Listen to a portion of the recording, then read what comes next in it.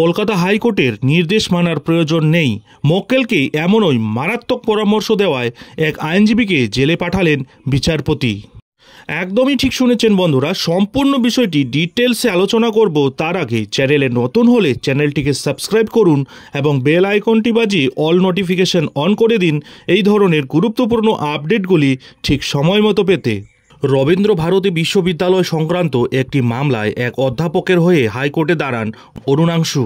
তার বিরুদ্ধে অভিযোগ, মামলায় হেরে যাওয়া সত্ত্বেও ওই অধ্যাপককে ভুল পরামর্শ দেন, আদালতের নির্দেশ অমান্য, বিচারপতি সম্পর্কে কুমন্তব্য এবং নিজের মক্কেলকে আদালতের নির্দেশ কার্যকর না করার পরামর্শ দেওয়ার কারণে কলকাতা হাইকোর্টের এক আইনজীবীকে কারাবাসের সাজা দিলেন বিচারপতি কৌশিক চন্দ।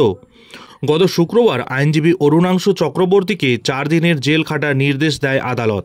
বিচারপতি চন্দ শেরিফের মাধ্যমে ওই আইনজীবীকে এজলাস থেকেই গ্রেপ্তার করে জেলে পাঠানোর নির্দেশ দেন। রবীন্দ্র ভারতী বিশ্ববিদ্যালয় সংক্রান্ত একটি গুরুত্বপূর্ণ মামলায় এক অধ্যাপকের হয়ে হাইকোর্টে দাঁড়িয়েছিলেন অরুণাংশু। তার বিরুদ্ধে অভিযোগ, মামলায় হেরে যাওয়া সত্ত্বেও ওই অধ্যাপককে নাকি ভুল পরামর্শ দিয়েছিলেন তিনি জানান, কলকাতা হাইকোর্ট নির্দেশ দিলেও তা পালন করার প্রয়োজন নেই। অনেক মামলায় দেখা গিয়েছে আদালতের নির্দেশ পালন না করলেও কিছুই হয়নি। এমনকি এক রেজিস্ট্রারের বিরুদ্ধে মামলাতেও এই আইনজীবী একই পরামর্শ দিয়েছিলেন মক্কেলকে। এছাড়া সামাজিক মাধ্যমে রবীন্দ্র ভারতী বিশ্ববিদ্যালয়ের বর্তমান উপাচার্য শুভ্রকমল মুখোপাধ্যায়ের নামে কুৎসা করার অভিযোগ ওঠে অরুণাংশুর বিরুদ্ধে। বর্তমানে হাইকোর্টে বিশ্ববিদ্যালয় সংক্রান্ত মামলা শুনছেন বিচারপতি চন্দ। তার এজলাসে মামলায় পরাজিত হওয়ায় বিচারপতি সম্পর্কেও অবমাননার মন্তব্য করার অভিযোগ ওঠে ওই আইনজীবীর বিরুদ্ধে। গত শুক্রবার বিশ্ববিদ্যালয় আইনজীবীর বিরুদ্ধে আদালতে হলফনামা জমা দেয়।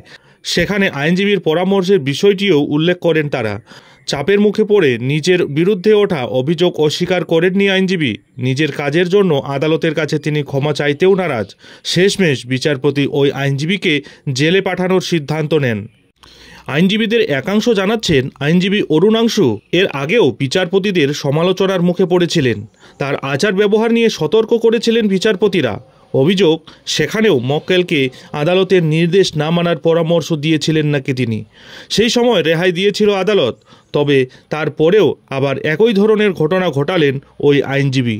ফলে অবশেষে আদালতের নির্দেশ অমান্য, বিচারপতি সম্পর্কে কুমন্তব্য এবং নিজের মক্কেলকে আদালতের নির্দেশ কার্যকর না করার পরামর্শ দেওয়ার কারণে কলকাতা হাইকোর্টের এই আইনজীবীকে কারাবাসের সাজা দিলেন বিচারপতি কৌশিক চন্দ।